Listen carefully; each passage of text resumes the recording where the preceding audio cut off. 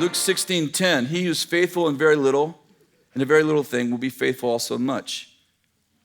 He who is unrighteous in a very little thing will also be unrighteous in much. You know, some of you are like, if I had a lot of money, I'd give it away. Jesus said you wouldn't. Jesus said the way you deal with your little is the same way you'll deal with a lot. Therefore, if you have not been faithful in the use of unrighteous mammon, who will entrust true riches to you? Very simply put, he's saying, if you're not good with money, if you don't deal well with money, who's going to entrust spiritual stuff to you? I didn't say it, Jesus did. If you have not been faithful in the use of that which is another's, who will give you what is your own? How many of you would like to own your own house? Take care of your apartment. Wow. Kathy and I took this verse to heart since we were young. And we know every time we've rented, we always leave that place better than we got it.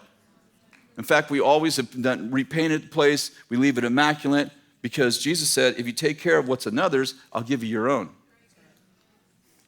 No one can serve two masters, for either will hate the one or love the other, or else he'll be devoted to one and despise the other. You cannot serve God and wealth. The actual word there for wealth, there's actually 3 words in the Greek for wealth. This word is actually the word mammon. It's actually not talking about directly money. It's talking about the spirit of money. You can't serve God and money. You can't serve God and the spirit of money. You can always tell who you're serving, especially during the offering. If you're trying to protect your money, you know who you're serving.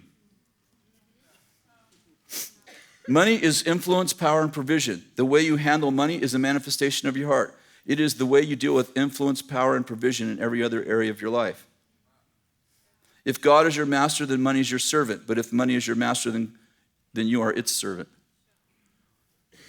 I wish I had more time because I'd like to talk a little bit more about that. You understand that if look at, this is what money is. Just think about this. If I fix cars and Eric builds houses and I need my house built, but he doesn't need his car fixed. How many know we don't have anything to trade? I need what he has, but he doesn't need what I have. Are you with me? I understand this is super simple. So what is currency? So somebody thousands of years ago invented a currency. So Eric can fix my house, and because he doesn't need his car fixed, then I will give him currency, which is not in itself worth anything. It's a